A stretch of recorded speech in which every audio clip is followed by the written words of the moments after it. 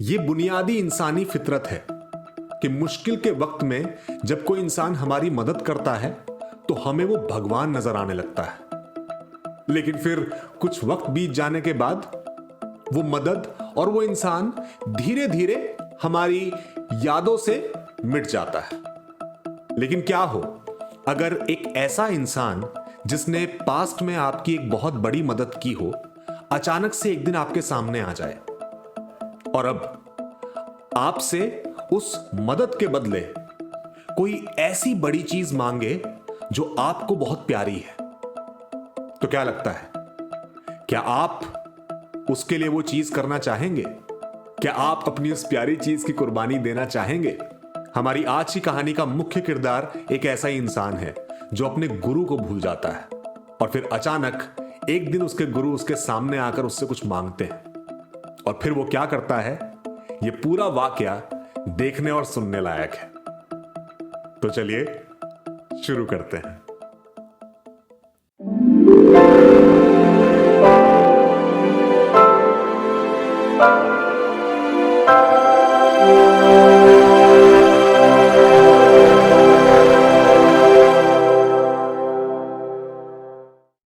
नमस्कार, मेरा नाम है रजत कुमार शर्मा और आपका स्वागत है स्टिल अ स्टोरी स्टूडियो में। अगर आप हमारे चैनल पर नए हैं तो इसे सब्सक्राइब कर लें और साथ में वो बेल आइकन भी प्रेस कर दें ताकि हर नई कहानी का नोटिफिकेशन आपको मिलता रहे। हमारी आज की कहानी सत्यजीत रे की टू मैजिशियंस।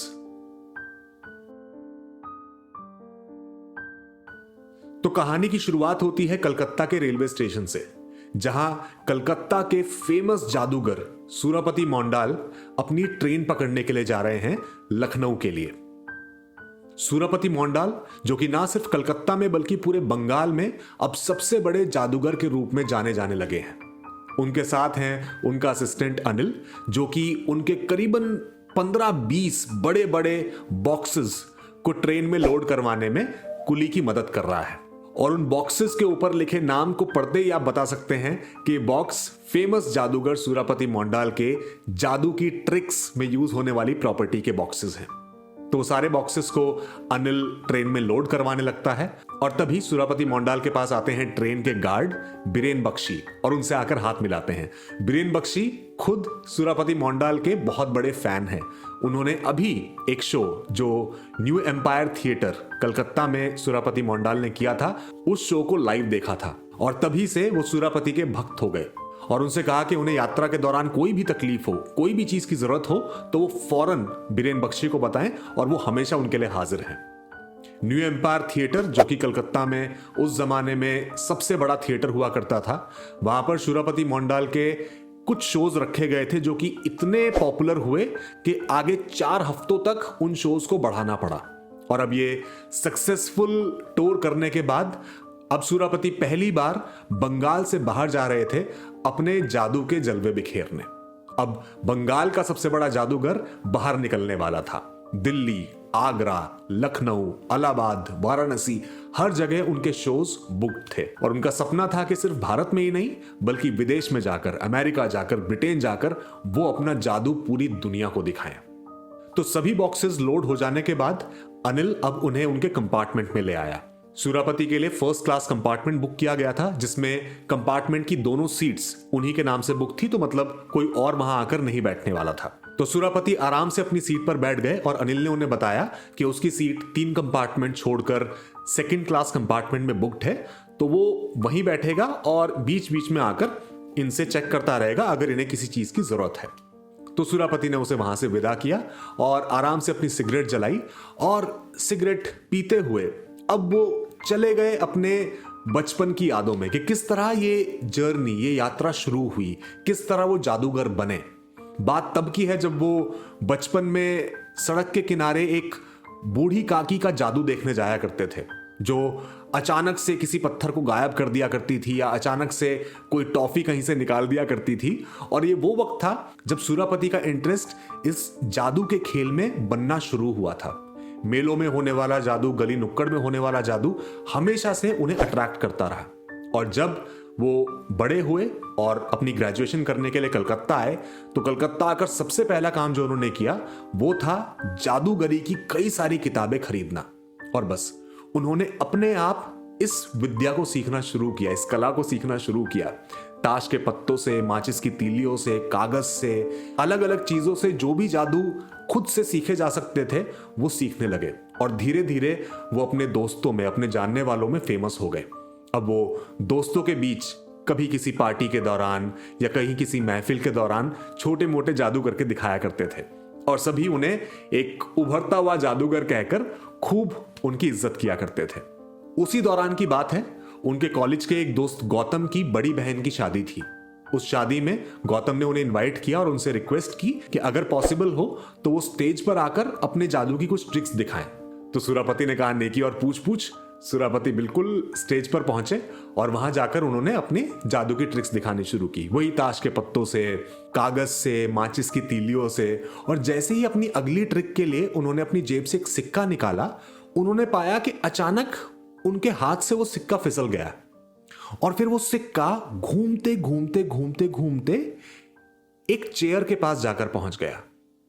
और वो पहली दफा था जब चेयर पर बैठे उस व्यक्ति पर उनकी नजर पड़ी, जिनका नाम था त्रिपुरा बाबू, त्रिपुरारी चरण मलिक।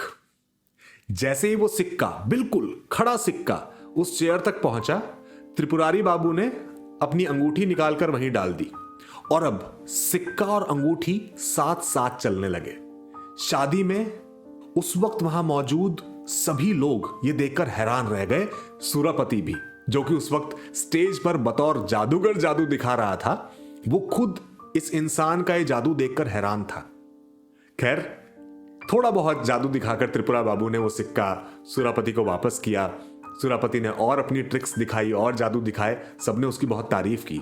लेकिन जैसे ही वो स्टेज से उतरा, वो भागकर त्रिपुरा बाबू के पास आया, आकर उनके पैर छुए और उनसे कहा कि वो स्तब्ध रह गया था उनका ये जादू देखकर।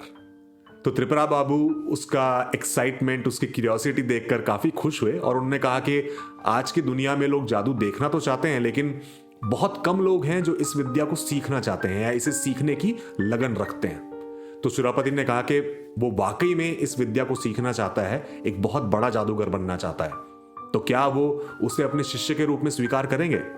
तो सुरापति बाबू ने उसके सर पर हाथ रखा और अगले दिन उसे अपने घर पर बुलाया। अगले दिन जब सुरापति त्रिपुरा बाबू के घर पहुंचा तो उसने देखा कि घर के नाम पर एक छोटा सा कमरा था, जो कि बहुत ज्यादा साफ सुथरा भी नहीं था, हर चीज इधर उधर फैली हुई थी और देखकर समझ में आता था कि त्रिपुरा बाबू की फाइनेंशियल कंडीशन बहुत ज्यादा अच्छी नहीं है। तो त्रिपुरा बाबू ने सुरापति को बताया कि वाकई में उनकी आर्थिक स्थिति उतनी ज्यादा अच्छी नहीं है, क्योंकि बहुत ज्यादा शोज उन्हें मिलते नहीं हैं। जो थोड़े बहुत शोज मिलते हैं वो उन्हें करते हैं, लेकिन ज्यादा शोज करने का भी उन्हें मन नहीं करता। तो सुरापति को ये समझने में ज्यादा देर नहीं लगी कि त्रिपुरा बाबू के अंदर टैलेंट तो बहुत है, लेकिन बहुत ज्यादा कुछ करने की इच्छा नहीं है, वो एम्बिशन नहीं है। खैर, फिर भी वो ये बात जानता था कि इस व्यक्ति को इस विद्या के बारे में बहुत कुछ पता है और मुझे इससे सीखना है। तो उसने त्रिपुरा बाबू से सीखना शुरू किया। लेकिन दिक्कत यह थी कि सुरापति को सब कुछ बहुत जल्दी जल्दी सीखना था और त्रिपुरा बाबू से कहा करते थे कि जादू सिर्फ कुछ टेक्निक्स और कुछ ट्रिक्स का खेल नहीं है, जादू खेल है कंसंट्रेशन का, फोकस का और पेशेंस का, सब्र का। तो सब्र से धीरे धीरे उसे काम लेना होगा और वाकई में वो एक दिन दुनिया का सबसे बड़ा जादूगर बन जाएगा। लेकिन सुरापति जैसा कि वो था, उसके अंदर सब्र की थोड़ी कमी थी। तो धीरे धीरे वो सीख तो रहा था, लेकिन बीच बीच में अपना सब्र खो दिया करता था कि एक ही चीज को इतनी दफा करने का क्या मतलब है। और इसी दौरान एक दिन कॉलेज से वापस लौटते वक्त एक दीवार पर उसे एक पोस्टर देखा। पोस्टर था इटली के फेमस जादूगर शेफेलो का और उनके साथ उनकी असिस्टेंट मैडम पेलर्मो, जो कि कलकत्ता के न्यू एम्पायर थिएटर में परफॉर्म करने के लिए आने वाले थे। तो बस सुरापति ने बिना किसी देरी के वहां का टिकट बुक किया। सबसे पीछे की रोज में 1 रुपए का टिकट लेकर वो वहां बैठा और जब उसने दुनिया के one of the best magicians शेफेलो और उनके साथ मैडम पेलर्मो को परफॉर्म करते हुए देखा, उस दिन उसकी समझ में आया कि जादू सिर्फ ट्रिक्स का खेल नहीं है, जादू सिर्फ उस विद्या का खेल नहीं है जिसकी त्रिपुरा बाबू बात करते हैं। ये खेल है टेक्नोलॉजी का, ये खेल है एक्टिंग परफॉर्मेंस का, ये खेल है आपके कॉन्फिडेंस का। उसने देखा कि शेफेलो अपने पूरे जादू के दौरान किस तरह लोगों से बात करता है, किस तरह उन्हें एंटरटेन करता है, उन्हें हंसाता है। तो सिर्फ जादू ही नहीं है, ये पूरी एक एक्टिंग परफॉर्मेंस है जो उसे सीखनी पड़ेगी दुनिया का एक बहुत बड़ा मैजिशियन बनने के लिए। और उसी दिन से त्रिपुरा बाबू से विद्या सीखने के साथ साथ वो बाकी सब चीजों पर भी ध्यान देने लगा। और तभी अचानक ट्रेन के इंजन की आवाज आई और सुरापति अपनी इमेजिनेशन से बाहर निकला। उसने देखा कि ट्रेन अब धीरे धीरे चलनी शुरू हो गई है और वो वापस प्रेजेंट में आ गया। और उसने देखा कि अचानक कोई आदमी उसके कंपार्टमेंट में दाखिल हुआ है और उसके सामने वाली सीट पर बैठने लगा है। उसने उस आदमी से कहा कि देखिए, ये दोनों सीट्स मेरे नाम पर बुक हैं, आप यहां नहीं बैठ सकते। कि अचानक उसकी नजर उस व्यक्ति के चेहरे पर पड़ी और उसने देखा ये व्यक्ति कोई और नहीं, त्रिपुरा बाबू हैं, उसके गुरु। वो उन्हें देखते ही सकपका गया, क्योंकि आखिरी बार जब वो त्रिपुरा बाबू के घर गया था तो उसे बताया गया था कि उनकी एक रोड एक्सीडेंट में मृत्यु हो गई है और वो अब दुनिया में नहीं रहे। लेकिन उन्हें इस तरह अचानक अपने सामने बैठा देखकर वो एकदम शॉक्ड हो गया। त्रिपुरा बाबू ने उसे बताया कि उन्होंने अभी जो फिलहाल में उसके न्यू एम्पायर थिएटर में शोज हुए हैं वो शोज देखे और उन्हें कितनी खुशी है, कितना गर्व है कि उनका सिखाया हुआ बच्चा, उनका शिष्य आज देश का सबसे बड़ा जादूगर बनने जा रहा है। सुरापति ये बात सुनकर खुश भी हुआ और गिल्ट से, पश्चाताप से उसकी आंखें भी भर आई कि इतने सालों तक उसने कहीं त्रिपुरा बाबू के बारे में कभी किसी से बात भी नहीं की, कभी किसी तरह का क्रेडिट तक उन्हें नहीं दिया। खैर, त्रिपुरा बाबू जो कि बहुत खुश थे सुरापति की सक्सेस देखकर, उन्होंने कहा कि मैं जानता हूं कि तुम अब अगला शो करने लखनऊ जा रहे हो, ये ट्रेन वहीं जा रही है ना? तो सुरापति ने कहा जी हाँ, मैं अब मेरा अगला शो लखनऊ में है, पहली बार मैं बंगाल के बाहर परफॉर्म करने जा रहा हूं। तो त्रिपुरा बाबू ने उससे कहा कि सुरापति, मैं बहुत खुश हूं तुम्हारी कामयाबी को देखकर और मुझे मालूम है तुम आगे और ज्यादा कितने कामयाब होने वाले हो, लेकिन एक बात तुमसे कहना चाहूंगा कि तुम असल मायने में अभी तक जादूगर नहीं बने हो। जादू सिर्फ ट्रिक्स और टेक्निक्स नहीं है, जादू खेल है कंसंट्रेशन का, फोकस का, पेशेंस का, जो अब तक तुम में नहीं आया है। असल जादू तुम नहीं सीखे हो, जो कि एक तपस्या है, जो कि त्रिपुरा बाबू हमेशा उसे समझाया करते थे कि जादूगर बनना एक तपस्या है, वो तप उसे करना पड़ेगा। लेकिन सुरापति के पास कभी उस तपस्या के लिए वक्त था ही नहीं और ना ही सब्र। तो त्रिपुरा बाबू ने उससे कहा कि कोई बात नहीं, तुम जैसे भी जादूगर हो, लेकिन मैं बतौर जादूगर, बतौर तुम्हारा गुरु, इस दुनिया को एक बार, सिर्फ एक बार असल जादू, रियल इंडियन मैजिक दिखाना चाहता हूं। तो सुरापति ने उनसे कहा कि आप मुझे बताएं, मैं आपकी कैसे मदद कर सकता हूं। तो त्रिपुरा बाबू ने कहा कि ये लखनऊ में जो तुम शो करने जा रहे हो, अगर एक दिन पहले तुम ऑर्गेनाइजर से कह दो कि तुम्हारी तबीयत ठीक नहीं है, तो उन्हें किसी और जादूगर को लाना पड़ेगा या शो कैंसिल करना पड़ेगा। शो वो कैंसिल करना चाहेंगे नहीं, लेकिन वो कोई और जादूगर अगर खुद तुम्हारा गुरु होगा, मतलब मैं, तो मना नहीं करेंगे। सुरापति ये बात सुनकर एकदम हैरान हो गया। उसने कहा कि आप जानते हैं आप क्या कह रहे हैं? ये शो मेरे लिए कितने मायने रखता है। पहली बार मैं कलकत्ता से बाहर, बंगाल से बाहर परफॉर्म करने जा रहा हूं और आप मुझे कह रहे हैं कि मैं बीमारी का बहाना करके, ऑर्गेनाइजर से झूठ बोल के आपको वो स्टेज दूं। त्रिपुरा बाबू ने कहा कि देखो सुरापति, मैंने तुम्हें इतना कुछ सिखाया, इतना कुछ बताया, उसके एवज में सिर्फ ये एक चीज तुमसे मांग रहा हूं ताकि मैं वाकई में जो असल जादू है वो ऑडियंस को दिखा सकूं, वो लोगों को दिखा सकूं। लेकिन सुरापति बिल्कुल नहीं माना। तो त्रिपुरा बाबू ने उसे समझाया कि सुरापति, तुम जानते हो कि अगर मैं ऑडियंस में बैठकर चाहूं तो किसी भी जादूगर को फेल कर सकता हूं, उसकी किसी भी ट्रिक को फेल कर सकता हूं। तो मुझे मजबूर मत करो कि मैं लखनऊ में तुम्हारी ऑडियंस के बीच बैठकर तुम्हारी वो सारी ट्रिक्स, वो सारी टेक्निक्स में फेल कर दूं। सुरापति ने कहा कि आप मुझे ऐसे धमकी नहीं दे सकते और आप ऐसे किसी भी जादूगर को फेल नहीं कर सकते। उन्होंने कहा अच्छा, तुम्हें वाकई में इतना कॉन्फिडेंस है? सुरापति ने कहा बिल्कुल, आप कोई भी ट्रिक आजमा कर देखिए। तो त्रिपुरा बाबू ने अपनी जेब से एक ताश की गड्डी निकाली और उस गड्डी को सुरापति के सामने करके कहा, इसमें से 3 इक्के निकालो। हम सब जानते हैं ताश की गड्डी में 4 इक्के होते हैं और 3 इक्के निकालना सुरापति के लिए कोई बड़ी बात थी नहीं, बल्कि ये तो वो पहली जादू की ट्रिक थी जो उसने कॉलेज के दिनों में अपने आप से सीखी थी। तो इस पर तो उसका हाथ पूरी तरह से सेट था।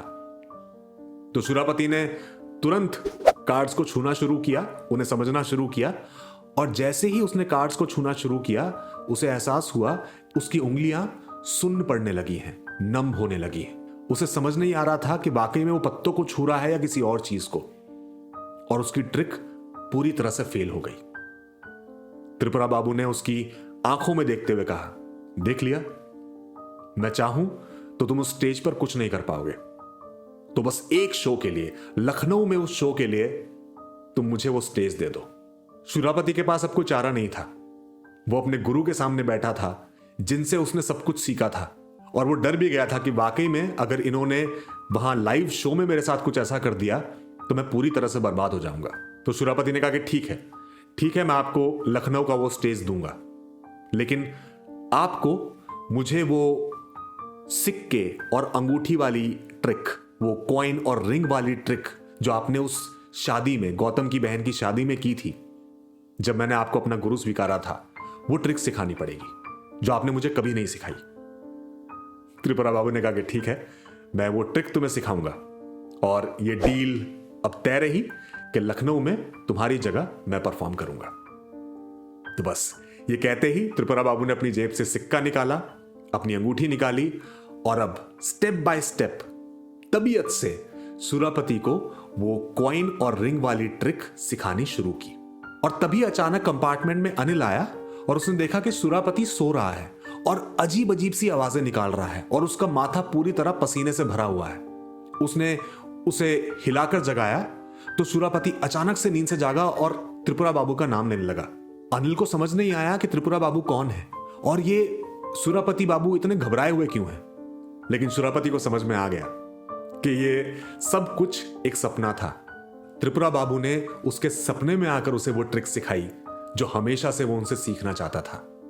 और लखनऊ के उस शो में, वो पहला शो जो सुरापति ने बंगाल के बाहर परफॉर्म किया, पहली बार उसने शो शुरू होने से पहले त्रिपुरा बाबू को श्रद्धांजलि दी, अपने गुरु के रूप में उन्हें सबके सामने स्वीकारा और कहा कि उसने जो कुछ भी सीखा है उसका श्रेय त्रिपुरा बाबू को जाता है, त्रिपुरारी चरण मलिक को जाता है। और उस शो के आखिर में, अंत में, उसने वो कॉइन और रिंग वाली ट्रिक सबके सामने परफॉर्म की, और तालियों की गड़गड़ाहट के बीच उसने उसे नाम दिया the real Indian magic.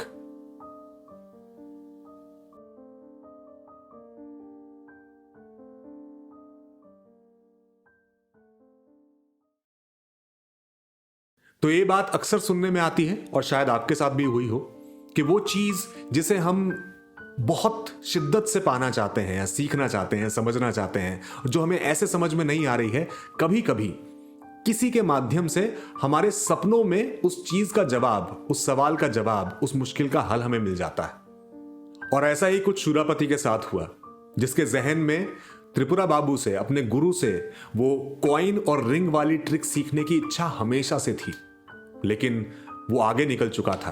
Tripura बाबू इस दुनिया को छोड़ चुके थे, लेकिन वो इच्छा वहीं की वहीं थी, और शायद उसी इच्छा के कारण उस दिन सपने में आकर उसके गुरु ने उसे वो ट्रिक सिखाई।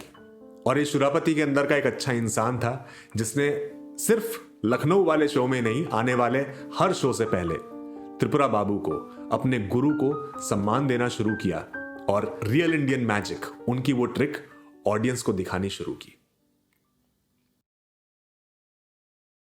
आशा करते हैं कि आज की कहानी आपको अच्छी लगी। अगर हां, तो इस वीडियो को लाइक कीजिए, शेयर कीजिए। अपने विचार, अपना फीडबैक कमेंट सेक्शन में लिखकर हमें जरूर बताइए, और हमारे चैनल को सब्सक्राइब करना ना भूलें। और अगर चाहें तो नीचे दिए गए नंबर पर हमें सपोर्ट कीजिए। आपका थोड़ा सा कंट्रीब्यूशन भी हमारे लिए बहुत बड़ा सपोर्ट है। जल्द मिलेंगे एक नई कहानी के साथ, तब तक के लिए नमस्कार।